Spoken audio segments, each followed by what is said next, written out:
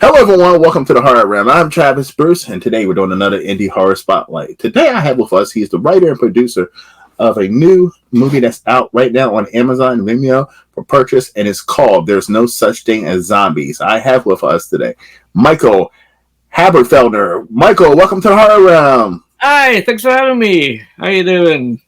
It's a good, man. It's good, man. Pleasure having you on, brother. Pleasure having you on. Pleasure to be here, but really.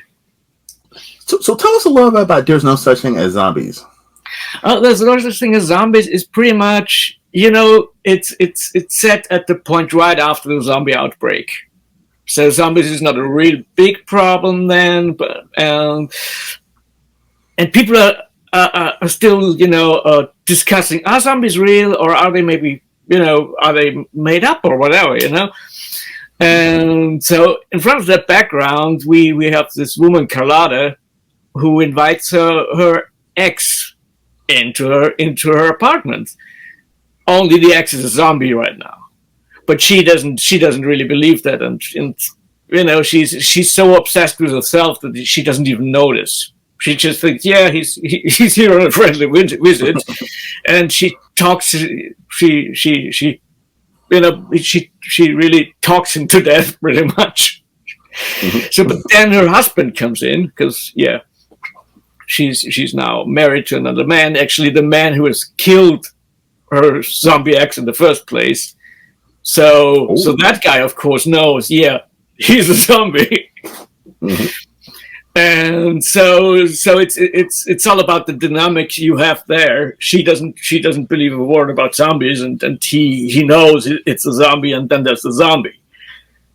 And then guns come into play and stuff, but everything goes, totally not like you'd expect it to go. Now, you're the writer. This is an interesting, unique story. And being the writer, what gave you inspiration for the story? Because I mean, this is not only a zombie flick, but it has relationship stuff, murder, mystery. What gave you inspiration? The initial inspiration was actually my first movie, which wasn't a zombie movie at all, but it was actually just it was a little bit of a similar situation. So this movie was actually supposed to be a sequel to my first movie, which was called Killer Conversation, mm-hmm. And you also had this triangle with a burglar, with a guy and his ex-girlfriend, and so I thought, how do we take this to the next level? And so I threw a zombie into the mix, and some other stuff, just because you can do it as long as it can be done on a budget. Mm-hmm. Yeah, great. So. And that was my initial inspiration, and then other inspiration for the whole, zombie deniers and stuff that all came from the climate change denier stories and conspiracy theories and whatnot, So that was a little bit like a bit of a satire thrown in. And you also bring up actually a excellent topic too that is kind of scary as well. People who are friends with their exes. I mean, that's a scary, especially people who are in relationships and they're friends with exes. I mean, that's a scary phenomenon too. I mean, that's an interesting thing. And because once you start mixing, your new partner with your exes, that's a weird dynamic. It can be, sometimes it works out. I haven't, experienced it myself. You sometimes the weirdest of people are good friends with their exes and invite them to their weddings and stuff, and I'm like, I wouldn't do that. Everybody's different. Mm-hmm. So I wouldn't. I'm in no position to marry, but I wouldn't invite my ex anywhere. No. Especially a zombie apocalypse. I mean, I wouldn't invite an ex in my house like that. Why? Close the door. Exactly. Bye. Have fun. So now, how long did it take for you to write the script for this movie? The first draft took a month. and yeah, I mean, then I added more elements because suddenly out of nowhere, it just appeared that we could have Lynn Lowry for a role. So from the Crazies, from Shiver and so on and so on. Mm-hmm. And I'm like, okay, we have to fit her in, but she can't play any of the leads because that wouldn't fit. So made up all this. So we have now a Greek chorus who does all the explanation for everything that's happening. That's a TV show where Lynn Lowry is on as basically the CEO of the pharma company that's responsible for the zombie apocalypse. Wow. And she, of course, denies everything. And even when they bring a zombie onto the show, so and a few times during the movie, the characters turn on the TV show again, and you see the whole thing progressing. And so that was written about, I think, 4 years later, and we actually made this into a whole self-contained short movie that was called Talk of the Dead, and which you can watch on Vimeo for free. No, on YouTube for free. So yeah, go search Talk of the Dead with Lynn Lowry. You're gonna love it.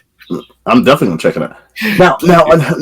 Now, being a writer, is it tough? I mean, is it tough to turn the role over? I mean, to a director and hope that director follows your screenplay the way you want it?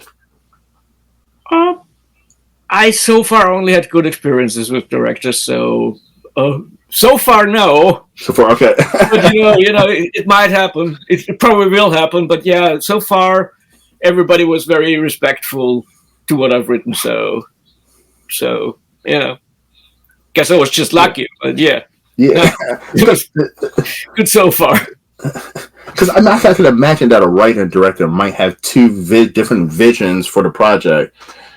And they might like some of the aspects that you have, but they're like, oh, but let's take it this way. And, I can imagine that, there could be some conflict or between the two because absolutely, just have two completely different visions for the project. Yeah. I mean, up to a point, you have to just step back as a writer once you hand it over, even when you're the producer, and just hope that the director gets out of it what you want to get out of it. And yeah, as I said, so far, I've been very lucky. So actually, I like all the movies based on my scripts. Now, as a scriptwriter, have you ever came up with an amazing idea? He's like, you know what, this is the greatest fucking idea ever. And then you start writing it, and then you turn on TV and realize someone already came up with that idea? Not quite, but I was coming very close. There was once I was writing a script called The Caregivers. It hasn't been filmed yet, so you can't see it anyway. And then there was this Netflix film, I think, that was actually nominated for an Oscar back in 20 or 21, which was called We Care a Lot. And both films were basically about insurance fraud. And so at first, when I read what it is about, I was like, oh my. Yeah, exactly what I've written. But then I watched the movie, and I was like, nah, actually, that's not at all what I've written. And actually, my script is better. Okay. No. Sometimes I'm conceited, but if you don't like what you write, then you don't write. That's how you got to be. Yeah, because I mean, like it's probably hard to come up with original new ideas because there's so many ideas. There's so many damn movies that have been made, and I always wonder, like, when it comes to a screenwriter, like, do you ever get to the point where, do you have to start researching? When you come on an idea, do you have to start researching? Does someone already have this idea out there? Is this something that's already been done? or do you just put it out there and just if you come across something, you're like, fuck it? Actually, actually, the latter one. Because you just have this idea in your head, and at one point, it's just so dominant in your head that you just have to write it. And so sometimes you learn later that somebody else had a similar idea, but they probably have a different spin on it, and and I try to make, even by instinct, I try to, if I have this and this idea, I try to make it not like most other people would make it. You always have to, at least as for me, I'm always like, one spin further. So even if somebody else had the same idea, it's probably something different. And it's like that with There's No Such Thing as Zombies, because zombie films are really a dime a dozen. Yes, and many of them have the same plot. Let's and I love zombie films. I'm not criticizing that as such, but I'm not interested in writing the same zombie film one more time. So I thought, how can you work this into this relationship story with the whole satire background and stuff? So, and that hasn't been done too often, Mm-hmm. At least I hope so. I haven't seen it, so it's an interesting story. Yeah, it's something new. Yeah, some say it's a little bit like Shaun of the Dead, and I don't think so. Actually, I love that movie, but I try to stay away from what they did. But the husband kills the ex-boyfriend, and the ex-boyfriend shows up, and she doesn't know. I haven't seen anything like that taking place in a zombie. And not only that, but taking place during a zombie apocalypse. I've never seen anything like that. So, that is to me. Listen, it's a fresh idea. Mm-hmm. Thank you. Thanks. No, yes. I think so too. But who knows? Now, is it hard for you to turn your brain off? Like, are you always walking around coming up with ideas for different screenplays, or does it only hit you when you're in the mood or you're ready to sit down and actually think of something? It works. I don't find it particularly hard to turn my brain off, but sometimes an idea comes and it just evolves, and you can't do anything, but then you let it like gestate for a week or 2 weeks or I don't know, a month, and then you have the screenplay already, pretty much a structure in your head. Mm-hmm. So, and then you start to write. But I can also, if needs be, I can just sit down and come up with something on the spot. At least so far it worked. Now, do you already usually have an ending in mind, or is that something you have to work your way towards? Yeah, I do have the ending in mind. It doesn't always. It doesn't. Sometimes I'm like, no, I the way I wrote it, there's a whole different ending that I like better now, and then I just do that. But because a story, you should first have it in your head, and you have it readily developed. But then you start, writing the dialogue and everything, and then you come up with scenes you haven't thought before, some dialogue you haven't thought before. Some characters develop differently, so the ending is never a given. But I always know where I want to go. But sometimes I end up somewhere else. Okay. Well, listen, Michael, as you know, this is a horror channel, so I'm going to ask you 3 random horror questions. It's personal opinion. And since we're talking about zombies, these are going to be zombie questions. Are you ready? Okay. All right. The first question, it's a zombie apocalypse. Where's the first place you're going? That's a good one. Judging to Night of the Living Dead, I think the cellar. Okay. But maybe some island where there are no other people. Sometimes I wish I was on an island with no other people anyway. So That's a good one because I've always said I would steal someone's boat. Like, you know what I mean? They have like a nice boat that has like, you know, one of the ones has like a refrigerator, stove, a bed, and this. I would steal someone's boat and just hang out in the ocean for a while, right? yeah, And then like search for an island and and hopefully no one else has thought the same idea that I did. But I would just wait it out in the water in a boat. Just wait it out, you know, and see what happens. You can, yeah. Unfortunately, I don't have a boat. Yes, but I was still someone. Neither do I. I was still someone's boat. Yeah. Second question. Okay. This is zombie apocalypse, of course. Now, what is three things that you feel like you are the most important things? Not necessarily like food or weapons and stuff, but what are three personal things that you cannot live without that you would need on your boat ride, hiding in the cellar? That's not a necessary thing. It's something personal to you. Huh. That's a good question. Well, I definitely need a laptop or something like that. Because I'm, basically to write, to listen to music and stuff. So that would be one. The other two are really, actually, I don't know. Actually, I don't even need three things.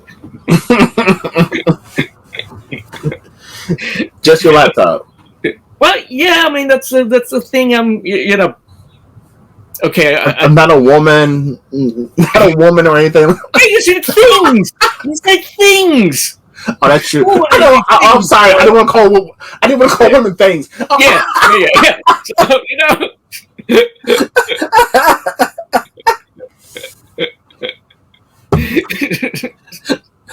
Okay. All right. Let's go back. Laptop. Okay. Yeah.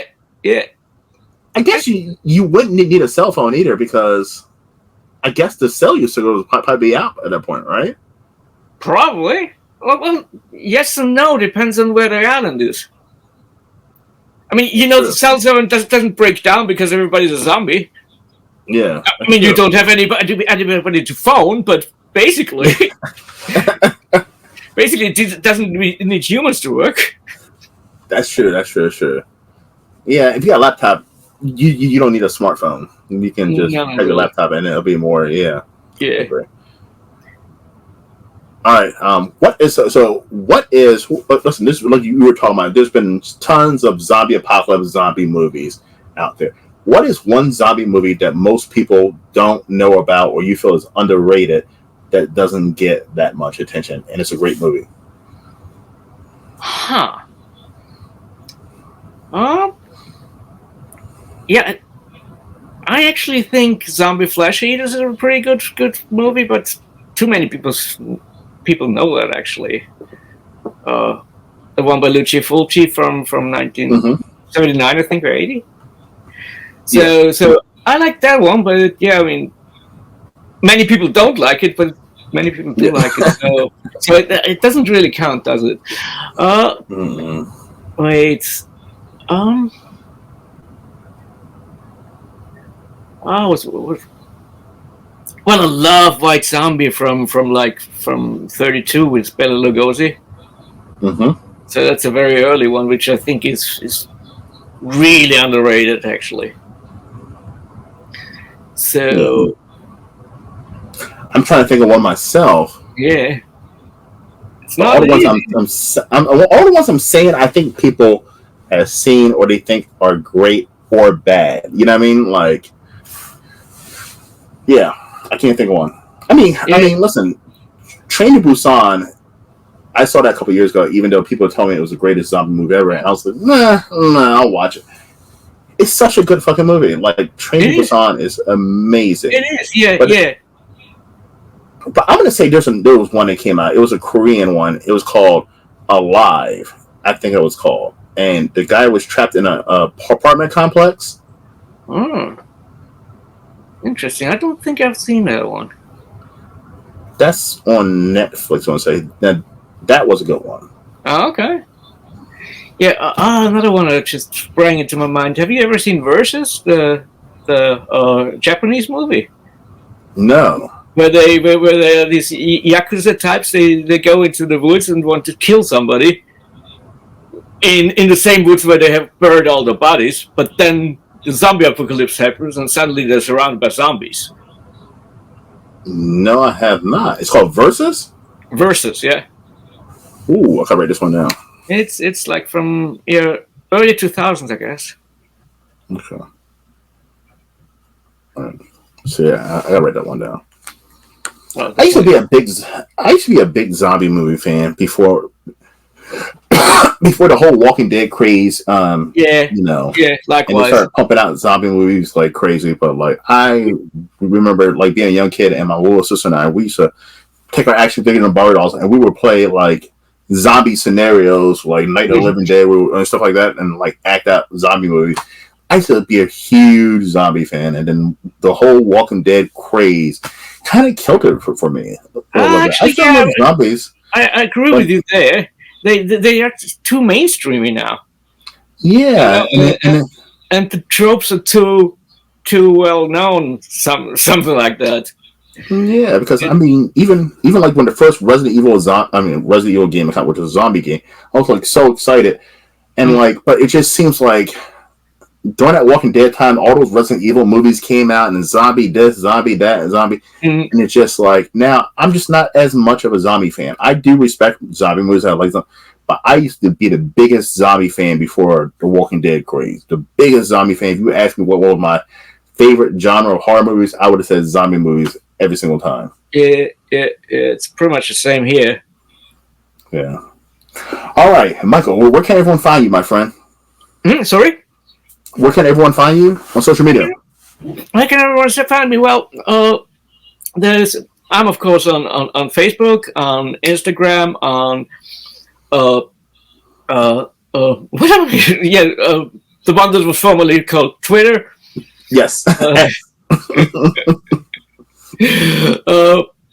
And I also have a website that's called searchmytrash.com, where I review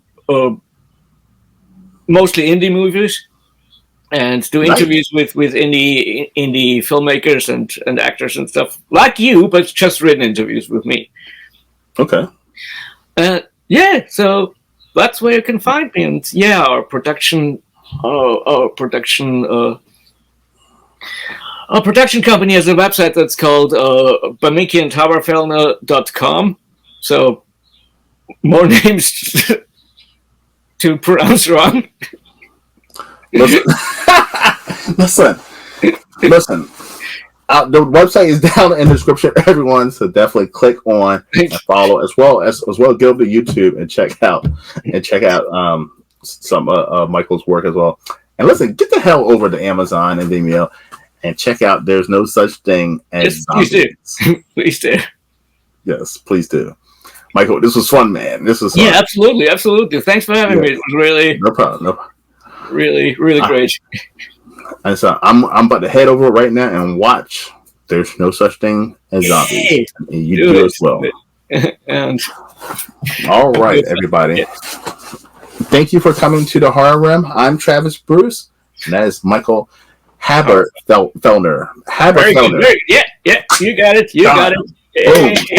Kill names, man. Kill them. I'm good at this shit. All right.